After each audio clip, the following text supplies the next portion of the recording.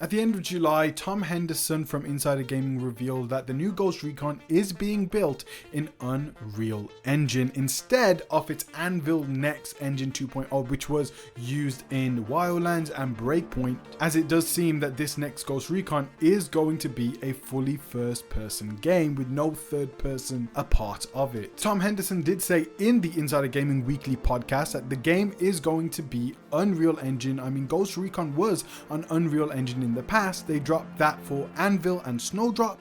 I don't know why they've made this choice. I don't know if it's trying to get back to that feel, I guess, but it seems like they're going to Unreal Engine 5 this time, which is pretty interesting. What he means by the feel is that the older Ghost Recon games in the 2000s were made on Unreal Engine 2 and 3. So perhaps they want it to feel like those older games, obviously with a more modernized approach and with all the new Unreal Engine 5 features, but it will be a drastic change and will feel and look a lot different from Wildlands and Breakpoint. So for over a decade, Ghost Recon has drifted further from its original tactical route, becoming more open world and arcade-like, and even adopting some more RPG-like traits. And even with Breakpoint at the end of its cycle, they even try to add some NFTs to it. So it seems all of that is about to change with Projekt Over. The next Ghost Recon is going to be a first-person military simulation set in the fictional Naiman War, a gritty, complex Southeast Asian conflict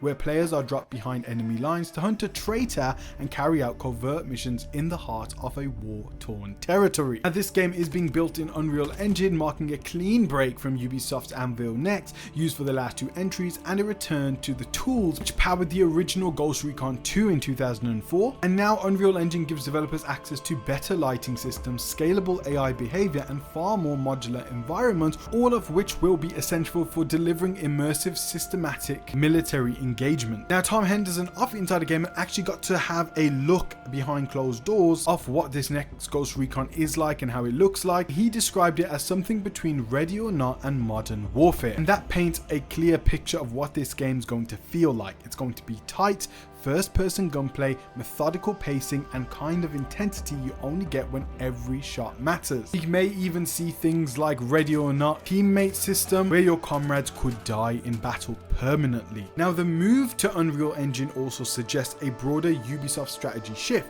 The in-house engine Anvil for Assassin's Creed, Snowdrop for Star Wars Outlaws, and The Division have limits when it comes to first-person realism.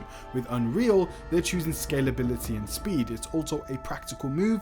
Unreal gives Ubisoft access to a wider developer toolset, along with better lighting systems, enhanced physics, and future proofing for cross-platform development. It looks like this game will be releasing in fall 2026, so maybe this year in December at the Game Awards we might get our first gameplay reveal trailer. However, we've seen with games like Metal Gear Solid Delta Snake Eater and even Final Fantasy VII Rebirth, the optimization when using Unreal Engine 5 has been very poor in some of these titles when it comes to the PlayStation 5 or Xbox or even PC. And even Epic behind Unreal Engine have said that they want to help developers optimize their games a lot more, since there has been a lot of problems with optimization. And there's also this thing of Unreal Engine taking over the industry, and they have that kind of Unreal Engine feel to them, which is also a very big concern. And I love when companies have their own in-house engines, because it really does give their games that unique feel, like there's nothing else like this on the market from any other developer, and you can only get this types of games from Ubisoft. However, it's not like they're abandoning the Anvil Next engine completely for all their other games. They still have the Snowdrop engine. It just seems like they are going to be adopting Unreal Engine for this series, and depending on how it does, they may even start using it for other series too. Now, me personally, I do feel like a lot of Ubisoft games have that kind of feel to them, which feels more like the same game you get over and over again. That's not just due to the engine, that also applies to the storytelling and mission structures and the open world zones. But I gotta say, a game like Star Wars Outlaws felt absolutely amazing, especially after its updates, and that world really did feel like you are in a Star Wars film. But again, that was a third-person game, and even though they used it for X Defiant, perhaps they did try with the Snowdrop engine and it just really wasn't working out for them, and they didn't want to create a completely new separate engine, so they adopted Unreal Engine for this specific game. And I really do hope this revitalizes the Ghost Recon franchise, and it is going to be very interesting to see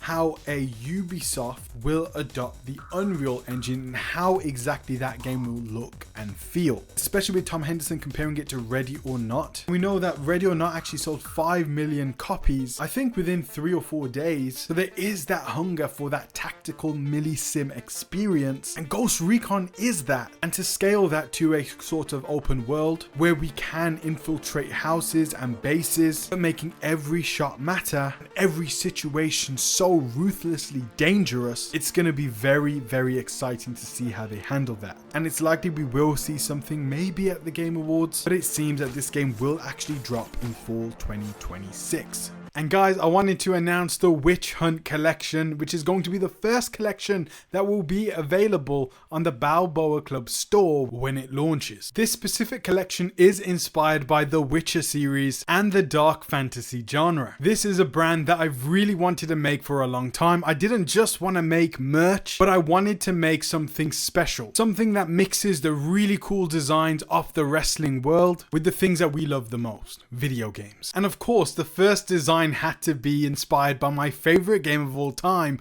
The Witcher 3. So this is something special that I've created for you. I want you to join the club, and I will announce when the store is about to launch through this channel. Now we're even going to TikTok and Instagram. Thank you guys so much for watching. Peace out, God bless, and join the Balboa Club today.